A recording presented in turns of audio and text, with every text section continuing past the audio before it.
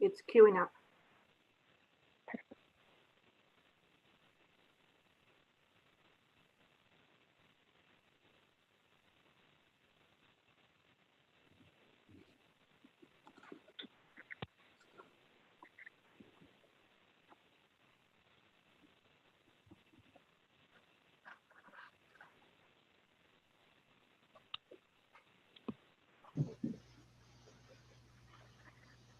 All right, you're all set.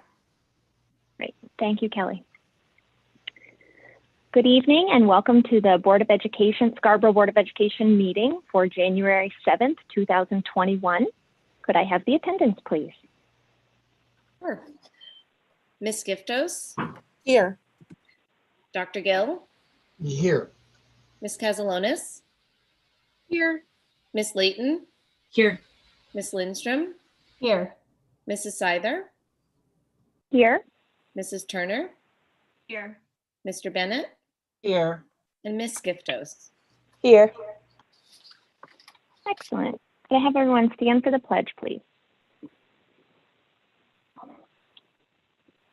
I pledge allegiance to the flag of the United States of America and to the republic for which it stands, one nation, under God, indivisible, with liberty and justice for all.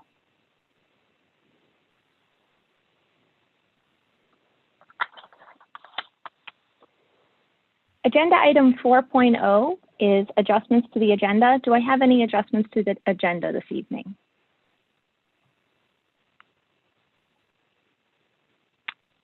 Seeing none. Agenda item 5.0 is public comment on agenda items. If you would like to make a public comment, please feel free to raise your little blue hand in Zoom, and I will promote you to the meeting so that you are able to speak. As a reminder, each participant has 3 minutes to address the board.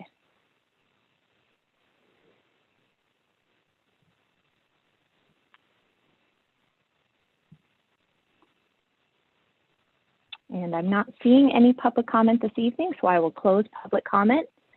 Agenda item 6.0 is the superintendent's report. Yes, thank you very much. That time of year that we typically talk about enrollment.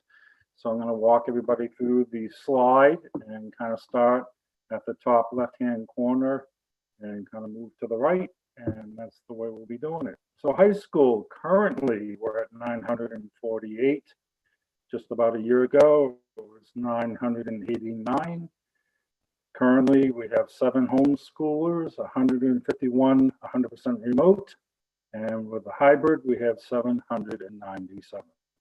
As we go to the middle school, currently we have 704 students. A year ago, 696 students. We have 20 homeschool students. We have 137 students doing remote, 100% remote, and we have 567 who are in the hybrid model. Going to Wentworth, a year ago we had 614. I'm sorry, currently we have 614. A year ago we had 666. Homeschool students are 19, 100% remote, 78 students, and a hybrid 536. Blue Point School, currently we have 200 students. A year ago we had 204.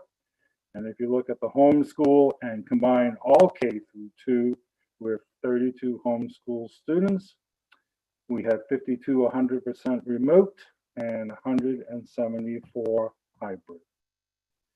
If we, 161 hybrid. If we look at 8 Corners, we currently have 226 students. A year ago, 240. And we'll go over to the 100% remote. We have 52 students and 174 hybrid students. As we go to Pleasant Hill, currently we have 185 students. A year ago, we had 204. As we go to the 100% remote, we have 34 students and 151 students hybrid. As we add that all up, currently we have 2,877 students. A year ago, 3,004 students. Homeschool, 78 students. Total 100% remote, we have 491. And with our hybrid model, currently we have 2,386. And that's in January enrollment. Thank you, Sandy. Nick, you have your hand up? Excuse me. Yes, I just wanted to, I always enjoy these numbers because I am a numbers person, but I also wanted to say that I've been talking with a few people through my full-time job about high school enrollments around the state. And what's fascinating right now is that some of our privates, private school systems, private schools are actually showing a bit of an increase because they're attributing that to COVID a little bit, and they're all preparing for maybe a little bit of a normalization once the pandemic is behind us. And so for folks that are looking at these numbers and kind of saying, oh, wow, we're down 127 students, I'm wondering how much of that's going to come back after the pandemic has passed us. And I know I've said something like this before, but for anyone that's watching that's new to our meetings or someone that hasn't heard this conversation before, I think the dynamics of enrollment around the state will be really interesting to watch in the next year. So I always appreciate seeing these numbers every month. Sandy, thank you. Thank you. Thank you, Nick. Any other comments? Seeing none. Agenda item 7.0 is the Cherish Report. So at our previous meeting in December, on December 17th, we met as a workshop to discuss our 2021 board goals. We developed 2 main goals, and then each of those goals we developed some objectives that we were hoping to meet as a board. Thank you to Leanne and Sarah, who took some great notes for me so that I was able to kind of synthesize and boil some of this down and consolidate them into a list of objectives for each goal. I'm going to go through them super quick because I know you all can read. But goal number 1 is to promote and grow a district-wide culture of trust, inclusion, and collaboration. Sarah made a suggestion to change the word transparency to inclusion, and I thought that a change from last year's goal, and I thought in keeping with current times and really what the work of this board has been focused on lately, that was an excellent suggestion. Number 1 objective is to revisit committee and liaison charges. Number 2 is to review the decision-making process with the staff and any improvement opportunities and look for improvement opportunities. 3 is to host staff-driven workshops. 4 is to improve the feedback loop with staff. Each board committee should engage in a discussion on this. And so it's my hope that sometime in the next month, my committee chairs are able to put that on the agenda specifically so that you can look for opportunities or channels to increase our communication or find improvements with that as Sandy as the conduit to our staff. That was of high priority to a lot of us. And so at the committee level, I think that it would be great if we could really hone in our focus there and then come back to that. Maybe at our first meeting in February, I can check in with committee chairs how that goes. But, bring this back up as a point of conversation relatively soon. Number 5 is to develop clear procedure for feedback cycle for staff to engage throughout the budget process. Number 6 is review finance policies to ensure alignment with practices. And number 7 is to create DEI subcommittee and launch the work within the district to promote diversity, equity, inclusion at all phase levels. You can go on to the next one. Thanks, Kelly. Our second goal is to establish a plan to address current facility needs for our future service capabilities. Number 1, we want to adequately fund our next steps through this year's budget process. Number 2, establish a plan to collaborate with town council to advance the project. Number 3, work with town council to inform their development in an updated growth ordinance, which I know some of that work took place today, or at least the first step of that work took place today. And number 4, solicit members for a subcommittee to help promote our needs within the community, similar to what the library has done or the model that the library followed, and make sure that we include town council in the communications to foster a connection to the project and an investment on their end. And those are the goals that we established. Like I said, I kind of boiled down the notes into these point by point objectives. This is something that we could definitely put on the agenda for our retreat, which, spoiler alert, is on the next slide, if there's things that people would like to address. Otherwise, I think that this is a great start. I think that the objectives are clear and actionable, which is always a focus of mine. And so if we just take it bit by bit and we keep bringing ourselves back to this list, and we center our work around making sure that, you know, too much time doesn't go by before we reassess and check in with our goals, then I think we're in a really good place. Okay. Does anyone have any comments or questions about the goals?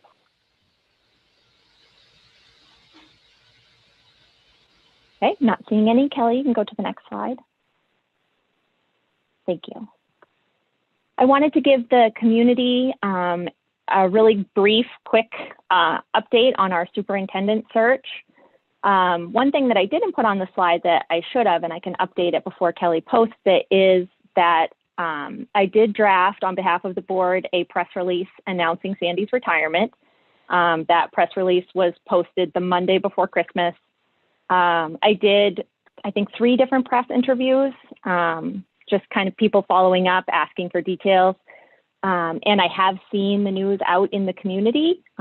So I think that that helps us in terms of spreading the news, so to speak, that we are going to be conducting a full search. And that's just kind of one piece of getting our names out there and kind of hoping to attract firms that are looking to conduct a search with us. So we are currently in the preliminary stages of gathering proposals. In past practice, the chair has solicited initial proposals from firms directly. And so I took Leanne's lead on that and followed right along with what she had done in the past. And I reached out to 4 different firms this week. And so far, we've heard back from 2 of the firms that I solicited. And we also received an unsolicited packet, which is great. So I will be bringing all of that information to the board in an executive session scheduled for January 21st. And at that point, we can discuss our criteria for selecting a firm.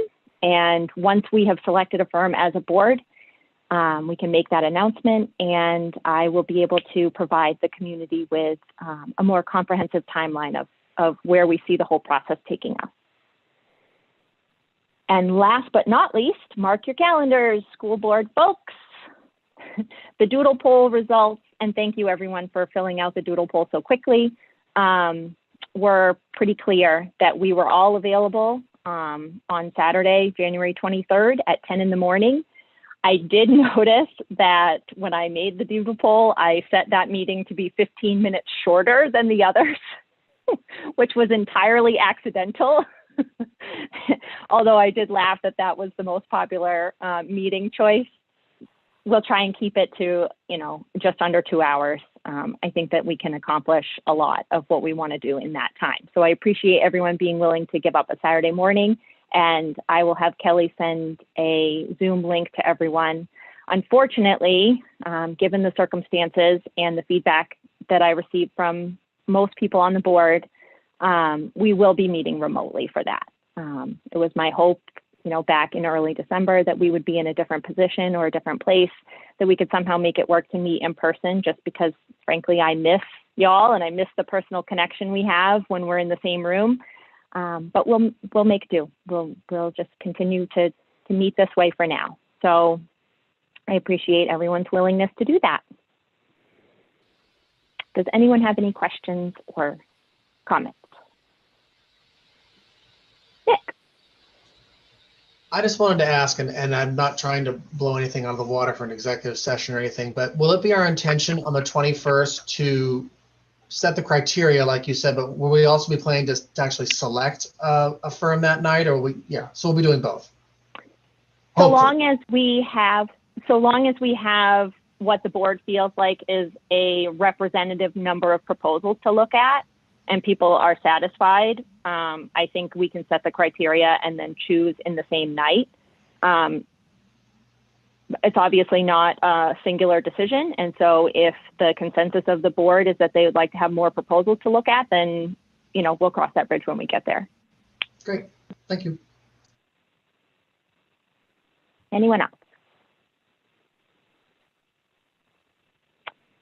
Okay, moving on. Agenda item 8.0, committee reports. All right. The communication committee, we've met a few times. Last meeting was this Monday, past Monday. Our focus right now really has been on forming and creating the DEI committee. We did extend the timeline to the 20th of January. With the way that Google works, it's a whole lot nicer than we expected. And as people are applying, it's coming into a way that it's easier for us to compile it. So we wanted to extend that timeline, knowing that we want to get max participation from the community. What we will do is put together packets starting Monday, if I can think of my date, Monday the 18th, so that the board can start looking through the applicants that we've received and their answers to the questions that we provided. And then we'll have another one on the 20th after we've closed the application process to make sure that you've had time to look at it before we meet on the 21st to review the applications. That will also be in an executive session, similar to what we did with the building steering committee, so that we'll be able to let folks know. So far to date, we have 33 responses and it's been a great mix. It's almost equal from parents to staff to students. So I'm really excited about the engagement and the thoughtfulness that have gone into the responses that we've received. We also should be having some upcoming press coverage. Catherine Bart was fantastic. She reached out and asked some great questions. So I'm really hoping that that will help to remind folks to go ahead and apply. We should have another blast. We've had one through social media. We should have another one in the district newsletter this week as well. Again, reminding people to go ahead and apply to this. Our next meeting will be the 25th at 11:30. And moving forward, we're actually in a solid cadence. We'll be meeting on the 2nd and 4th Tuesdays at 11:30 each month. Any questions?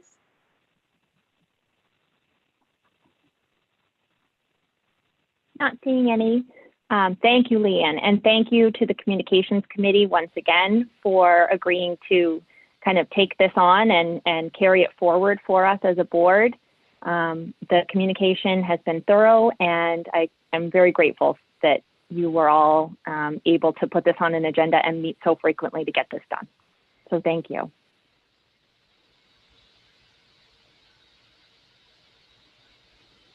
Finance. Right. So we had a meeting in December for the holidays, and then our next meeting is Tuesday, January 19th. I didn't put the time in there because at the time I created this, we didn't have a time, but it's at 3 o'clock. And you can see the agenda there. So really just an update from Kate on CRF spending so far, but then also I believe we're still waiting for some information to come from the state in terms of what the guidelines are going to be for the next round of funding. So the reason for pushing the meeting out to the end of January is that we'll hopefully have that information by then that Kate can share with us. And then we're also just going to talk through the budget development process some more.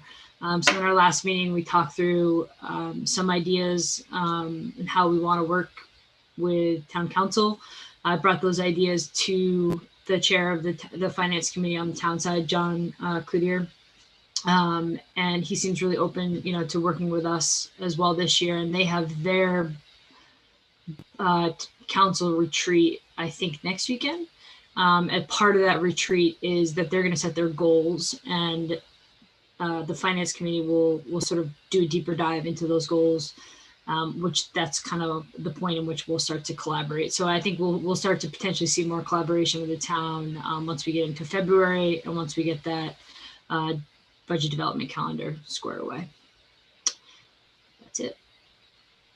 Great, thank you, Sarah. Does anyone have any questions? Nope, seeing none. Long-range planning.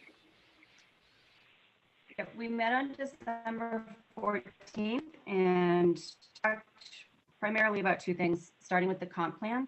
The town council liaison reached out to Sarah to solicit some input from us on the school pieces of the comp plan. We provided back to them some updated numbers on portables, sort of our feelings about enrollment. So they have the current numbers, but to Nick's point earlier, who knows what those are going to look like. This year is an anomaly, we assume. So, we recommended that they continue to use the study done by Rebecca. And we gave them the link to the updated state funding that we get. And the next big thing we discussed about, getting the ball rolling again on the new building. It's our board goal, so that's hugely helpful to have that on there. But we, as a long-range planning team, are going to put together, all of the information that we think would be useful to town council to get them up to speed on where we're at, how we arrived at our vote on the consolidated school, and sort of next steps on that. And I know April is also working with Paul, trying to figure out the best next step in terms of working with the council, whether it's a workshop or the smaller committees getting together and on that, but it's exciting to have it going again. Awesome. Thank you, Kristen. Sarah, go ahead. I was just going to ask if this is the right time to have a conversation about that, April, in terms of how we want to approach this as a board with town council to update them. That is something that I had put on the agenda for the retreat, just because I feel like it's a conversation that is tied to so many different committees right now. I feel like every committee so far has said, oh, and when we talk to town council, or oh, we've looped into town council on this, just because of the nature of the work that we're doing right now. Yeah. And I didn't put it on the agenda to discuss it tonight, just because I had put it on the agenda for the retreat. Makes perfect sense. Okay, great. I actually had one more thing I wanted to add it because I don't know why I didn't put it on the slide, but Diane and I did attend a workshop with the town council growth ordinance committee, which was awesome that we were included in that, and really helpful to sort of see what their process is going to be, where they stand on the growth in the town. And it's great that they're, they've invited the schools into the conversation about how that affects us. I think there'll be more to come with those. Yep, I couldn't agree more. I did tune in today with honestly a little bit of trepidation, just because we weren't sure what to expect. They invited members of the board, and they want to know our position on growth. And obviously that's not something we've discussed as a board to give them a formalized position. But the facts are the facts. And I was confident that Kristen would be able to attend the meeting with the data that we have available to us, and, just lay it out clearly that whatever the town decides to do in terms of their growth ordinance, its impact to the school, and whether or not the school facilities can keep up with that growth ordinance is something that needs to be considered. And Kristen, you did a fantastic job representing us today. And Diane, thank you very much for attending that as well.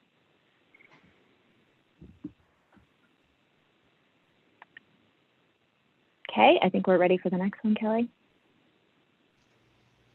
Negotiations. All right, so the top part of this you've all heard before, but I just want to set the stage again to remind everyone that we have 3 SEA represented contracts that are expiring on June 30th of this year. As a reminder, they are the ESP contract, also known as EdTechs, Educational Support Professionals, bus drivers, and the food service and custodial staff contracts. And so we had talked about this approaching the SEA as a group. We talked about this before Christmas, and then Diane and I touched base on it earlier, late last week, early this week, to kind of get the ball rolling in more of an informal way. The way that typically negotiations by the law starts is that you put out kind of this official request. One side of the table puts out this official request to bargain within 10 days or 12 days. It's a very official kind of legal way to get going with it.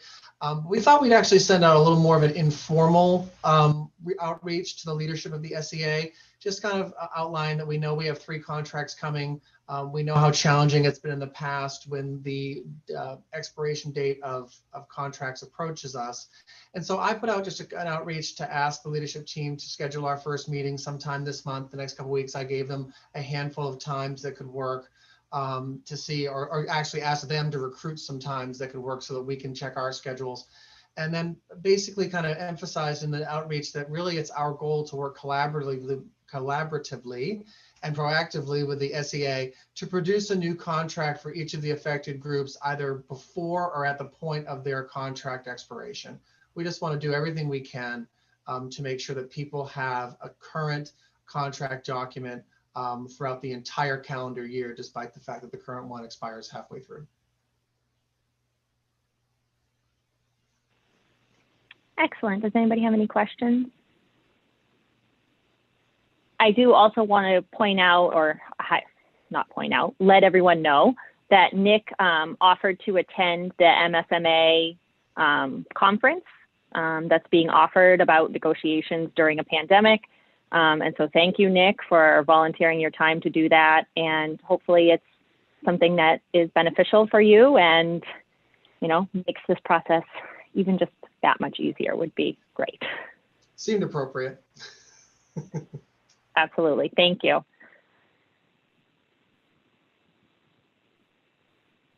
think we're on. Yep. Go ahead. Thank you, Kelly.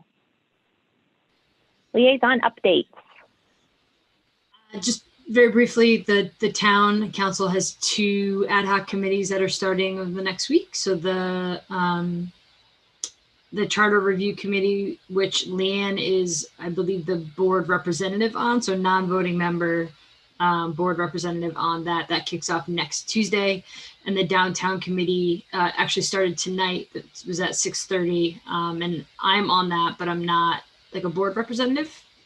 So I just logged on to introduce myself and then popped off. But hopefully we'll have more regular meetings, not on Thursday night, so I can attend more regularly. And even though I'm not a board representative, there's a component of that, as Tom was sort of framing the discussion this morning or this evening, that discusses the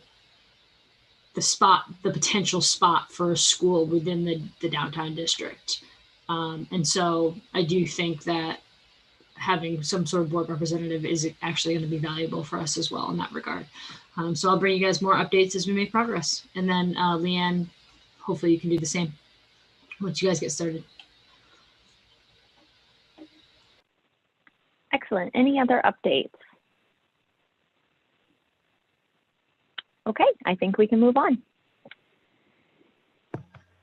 All right. Agenda item 9. Oh, sorry, Max. Oh, Agenda sorry. item 9.0, student representative reports. I totally interrupted you. I'm so sorry. I forgot you had to say that. Okay.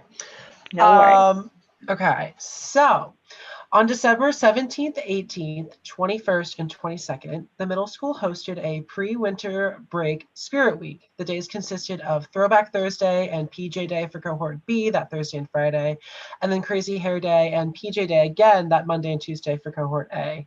And also at the middle school, there is a kindness poster contest happening right now. The poster submissions must exemplify principles of kindness and generosity in this difficult time for our community. And the winner of the contest will receive a $50 gift card to a place of their choice. Also at the middle school, there have been 46 Maine middle schools that participated in the Maine Bioscience Day this past December. The virtual event made access to these activities more widespread as students across the state who couldn't normally attend due to their location were able to take part in the program. Through these activities, students learned about local scientists and were even able to identify some of their own genetic traits. So Scarborough is really thankful to have participated in this event for the 3rd year in a row. So I think it's a really cool event that they do. So that's everything I have for this slide. So we can go to the next slide. The class of 2022 is hosting a Shutterfly fundraiser to support their class. And I'm just shouting them out. I encourage everyone to go support and purchase some nice prints or something. The link is available on the Scarborough High School website under the news section. Another thing happening at the high school is they recently released the midterm exam schedule, and it's no different than usual, except midterms are all remote this year, which, you know, that'll be interesting, but you know, we'll make do. Another thing at the high school is that the class of 2023, which are the current sophomores, were recently introduced to PATHS, which is the Portland Art and Technology High School, which is part of the Greater Portland's Career and Technical Educational High School. And students can pursue PATHS during their junior and senior year. And in PATHS, they essentially spend half of their day pursuing an academic interest of their choice, as all students have like focus studies. And I honestly think it's such a great opportunity for students at our high school to pursue like vocational ways of education, because, you know, the education system as we know it doesn't fit everyone. So it's really great that our students have opportunities for that kind of thing. So that's everything that I have to share. So I'll hand it over to Gabby.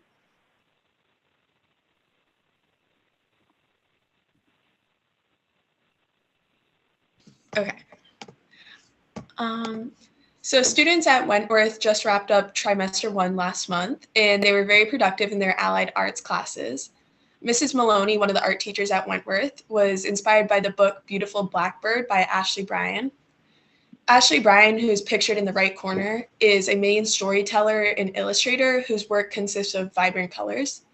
And after learning about the color wheel, the students mixed secondary colors and created these very impressive bird collages that were influenced by Ashley Bryan's work. And this is one of many of their projects they participated in this trimester, and I'm excited to see what they'll have in store for next trimester.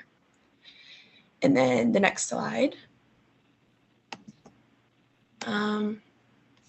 Before winter break, Mrs. Smith's first grade students at Pleasant Hill, they participated in a Holidays Around the World project. The students researched holidays celebrated in many different cultures around the world, and they created something based off that holiday, and then they presented it to their classmates. The student on the left, he researched Hanukkah, and he made latkes with his family, and he got to enjoy them. And then another student researched Chinese New Year, and that student wrote down facts, drew the flag and a Chinese symbol, and then recreated the red envelopes that are given to families for Chinese New Year's, and the student gave it to their family. So this project was very cool, and it definitely got everyone in the holiday spirit. And that's all. Excellent. Thank you both. Moving on to agenda item 10.0 is new business. Tonight we have 2 meeting minutes to approve. Agenda item 10.1 is the meeting minutes of November 19th, 2020. Do I have a motion to approve as written? So moved. Second. Discussion?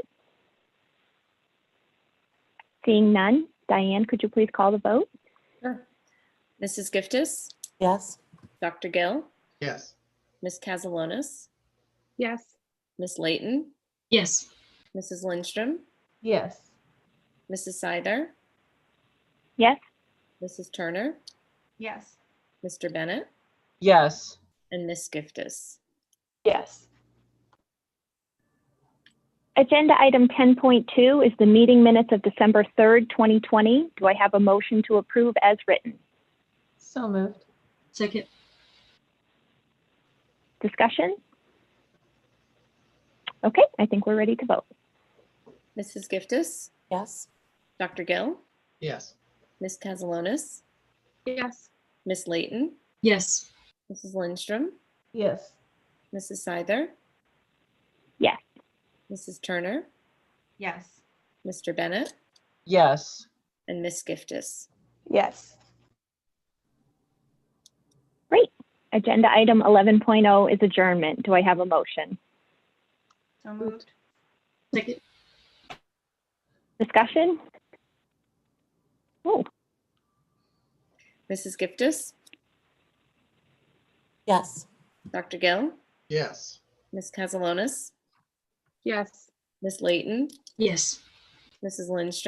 Yes.